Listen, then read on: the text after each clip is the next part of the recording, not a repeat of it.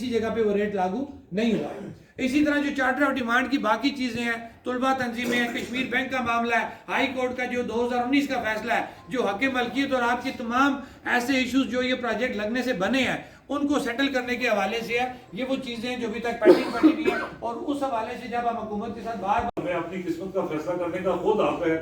उसी यूएनओ का जो charter of declaration of human rights है, उसके तहत हर आदमी को असेंबल होने का, प्रोटेस्ट करने का, जलसा करने का हर दुनिया के हर शहरी को हक है। असेंबल होने का हक नहीं है, प्रोटेस्ट करने का हक नहीं है। दूसरा, आप किसी सियासी पार्टी से तल्लुक रखे बगैर कोई जलसे जुलूस की इजाजत मांग भी नहीं सकते। मिलना तो बात की बात है, आप मांग ही नहीं सकते। एप्लीकेशन आपने देनी है तो अगर आपने सियासी मकसद के लिए कोई बात करनी है तो फिर आपका किसी पोलिटिकल। तीसरी तरफ जो है, नई पोलिटिकल पार्टी बनने पे भी, इस पार्टी बना के तो आप पोलिटिकल एक्टिविटी नहीं शुरू करते, बनाने के लिए भी तो कोई एक्टिविटी करनी पड़ती है। तो बनाने के लिए तो आपको एक्टिविटी की इजाजत ही नहीं, क्योंकि आप सियासी जमात से आपका तल्लुक नहीं है, आप तो पोलिटिकल एक्टिविटी नहीं कर सकते। तो जब आप कर ही नहीं सकते तो आप पार्टी नहीं बनाएंगे किस तरह? तो ये सारे रूप इसमें आपके मुकम्मल तौर पे खत्म कर दिए गए।